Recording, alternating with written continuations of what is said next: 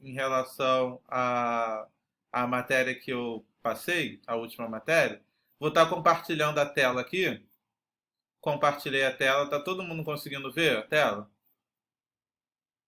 Vocês estão vendo? Aham, eu tô. Sim. Tá. A Lawane ali, ó. Deixa eu ver. Acho que eu parei aqui. Essa matéria dessa semana, a gente termina aí a questão de população geral, falando das teorias demográficas, que eu só queria rapidamente amarrar essas questões aqui com vocês. Que são muito importantes, né? A gente vai fazer uns exercícios em relação a isso, mas principalmente é uma coisa que cai muito em concurso, provas e etc., que seriam relacionadas a teorias demográficas. A gente tem três teorias, né? Que é a teoria de Malthus, a teoria neo-malthusiana e a teoria de Marx. Essa neo-malthusiana, como eu falei lá na live, é a nova teoria de Malthus. Neo significa novo, né?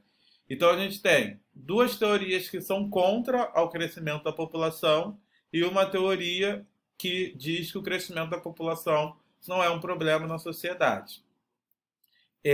Vocês sabem melhor do que eu, né? O que é esse ritmo aritmético ou ritmo geométrico, ou a famosa PA e PG, que eu tenho certeza que vocês já estudaram isso em matemática, né? O Malthus fala então que o crescimento da população é numa PG e o crescimento dos alimentos é na PA. E quando a gente olha PA-PG, essa progressão, a gente sabe que uma progressão geométrica cresce muito mais rápido do que uma progressão aritmética. Então, resumidamente, né, traduzindo o que o Malthus diz, é que a população cresce mais rápido do que os alimentos. E aí a gente tem um desequilíbrio, né? Ou seja, se você tem mais gente do que alimento, uma hora vai faltar alimentos para essa população. Então, ele fala que é preciso adotar controle de natalidade, ou seja, controlar o número de nascimentos dos países. E aí ele critica principalmente os países desenvolvidos, né? Perdão, desenvolvidos não, os países subdesenvolvidos, que são os países mais pobres, né? E aí ele dá a ideia da abstinência sexual para controlar essa taxa de natalidade. E aí ele faz essa primeira teoria, né? E faz a segunda teoria, que é a teoria neomalthusiana, né? Ele fala que o crescimento dessa população ainda vai gerar problemas relacionados à economia, né? Então, o subdesenvolvimento. Ele fala que quando um país tem uma população muito grande, esse país está fadado, ou seja, ele obrigatoriamente vai ser um país subdesenvolvido, vai ser um país pobre. Então, ele fala da questão da fome, ele fala da questão da agricultura, né, que tudo isso vai atrapalhar a produtividade de um país, porque ele não vai conseguir produzir para crescer economicamente, ou seja, ele vai produzir só para alimentar a população, não vai produzir para vender, né? Então, ele fala que quando uma população tem muita gente, essa população, consequentemente, é uma população de país subdesenvolvido. E aí vem Marx, né, que contrapõe essa ideia de Malthus. Ele fala que, de acordo com a reforma reformista, né, ou seja, se o governo desse condição para a população, se o governo desse educação, saúde, higienização, todos esses fatores iam abrir a consciência da população e essa população estaria mais consciente em relação ao crescimento populacional e ele não cresceria tanto conforme Malthus diz. Espera aí que tem alguém entrando aqui.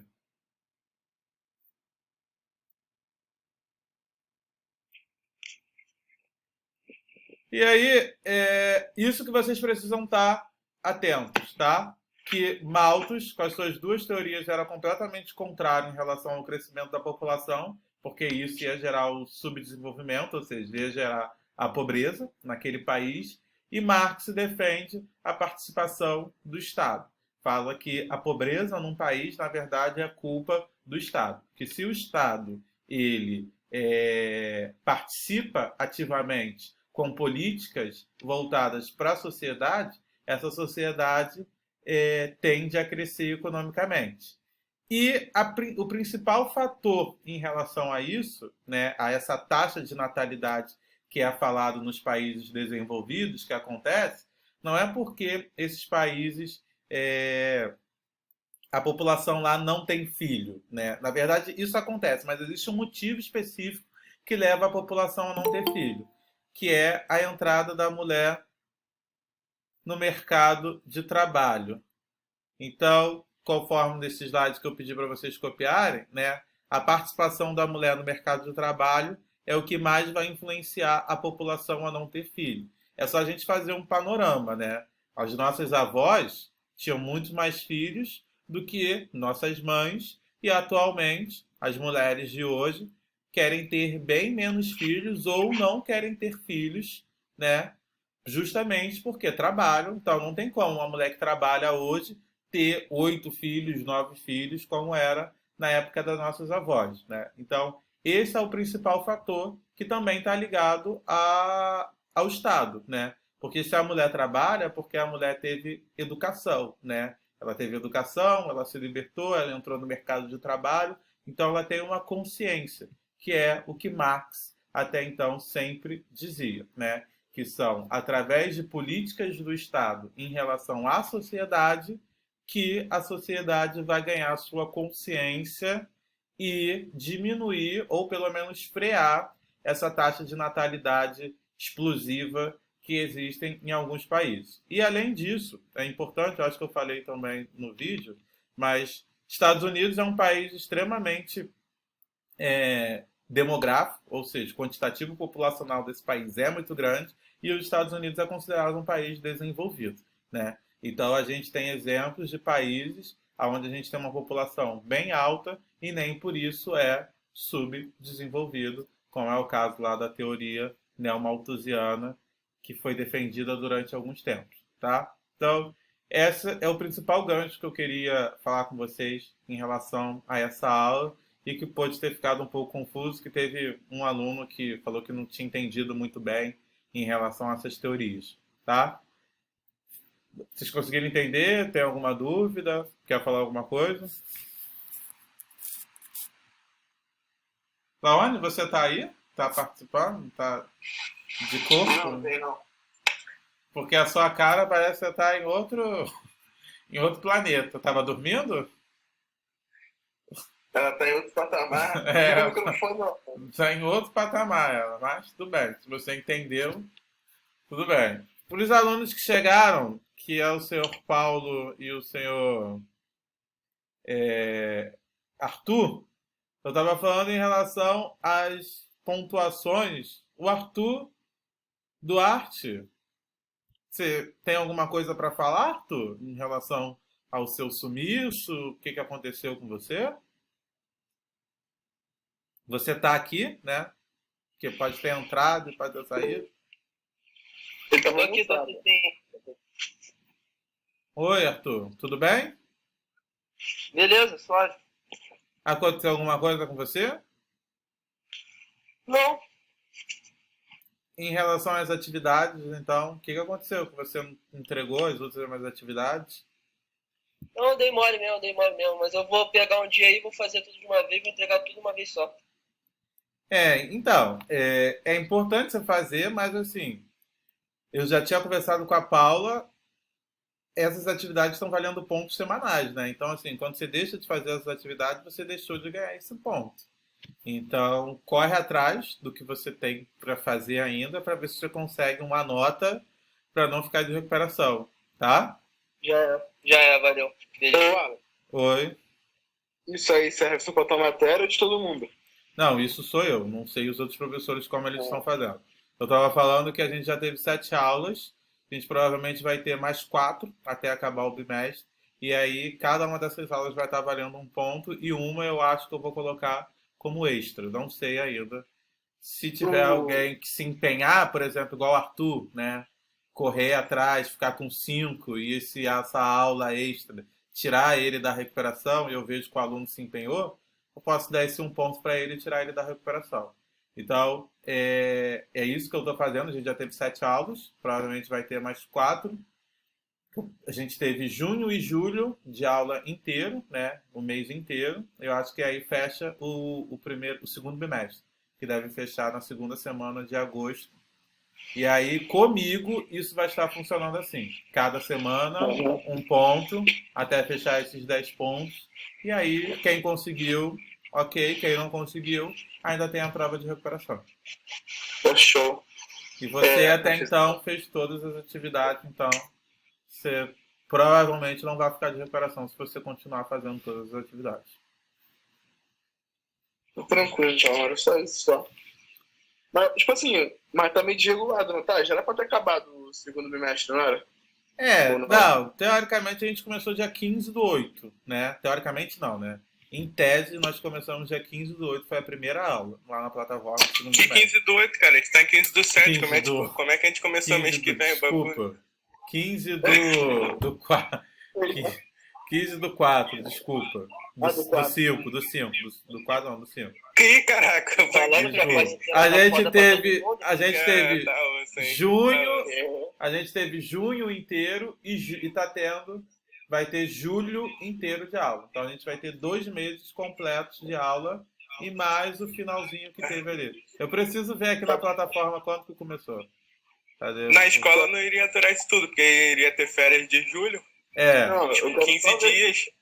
Aí iria acabar na metade. Perdão, é dia 18. Eu confundi aqui, ó. Vocês estão vendo. Eu ia falar isso. É 18/5, que foi a primeira aula do segundo bimestre.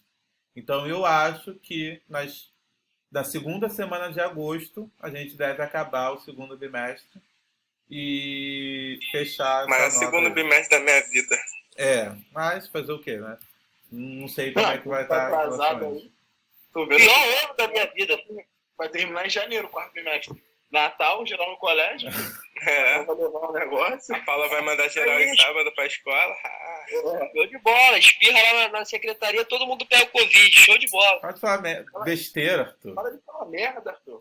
Arthur. Pode falar merda, é realidade. Tá Muda o maluco? microfone aí, Eu vou pra vai, muda o escola. Mano, puta, maluco. Ô, Alan, Oi. vamos mutar ele aí. Muta ele aí, pelo amor de Deus. Eu não, em relação às voltas às aulas que as outras turmas estavam perguntando, né? Até falei aqui que a Paula, ela também não falou nada. Ela tinha comentado com vocês, né, das aulas voltarem agora, mas parece que o Rogério Lisboa não deixou as aulas voltarem, Nova Iguaçu. Não estou acompanhando É muito que bem. esse cara fez alguma coisa que preste, né? Não, pô. Não estou acompanhando muito bem. Mas, assim, é o que eu estava falando com a outra turma. Se atente ao que está na plataforma, porque a chance da gente terminar o segundo bimestre na plataforma é muito grande. E mesmo quando a gente voltar, a escola não vai voltar de uma vez, tá, gente? A gente vai voltar em horário reduzido, em quantitativo reduzido. Então, assim, tudo indica que quando a gente voltar, as aulas online ainda irão continuar por conta disso, porque a gente tem que ter um horário reduzido, a gente tem que ter uma quantidade de alunos por sala reduzida. Então, assim, não se prenda a isso de que, tá voltando e vai voltar. Espera, tá? Vai ser metade numa semana, metade na outra, tipo rodízio, né? Metade. Teoricamente, a cartilha aí da Secretaria de Educação, não é, tipo assim, é pelo menos, hoje vem um horário reduzido. Por exemplo, vocês têm 5 horas de aula. Então, as 2 primeiras aulas, 2 horas, perdão, vão ser com uma metade da turma e as outras 2 horas vão ser com a outra metade da turma. O tempo de aula vai ser reduzido para tentar aí conseguir pegar todos os alunos e com um quantitativo menor em sala de aula para manter aí esse distanciamento que é pedido. É um rodízio de alunos, então, né, no caso. Vai ser um rodízio de alunos e um tempo... eu tava pensando que ia ser, tipo assim, um dia tal, aí vai 10 pessoas, aí o outro dia 10 pessoas, tá ligado? Eu tava pensando que era assim. Não, cada escola também vai funcionar de um jeito, gente. Eu não sei como que vai ser o Dom Bosco, a Paula ainda não falou em relação a isso. Mas o que a Secretaria de Educação pede é essa questão desse rodízio para não ter essa aglomeração em sala de aula e conseguir todos os alunos assistirem a aula. Beleza. Ou senão, como metia logo um aulão lá na quadra lá.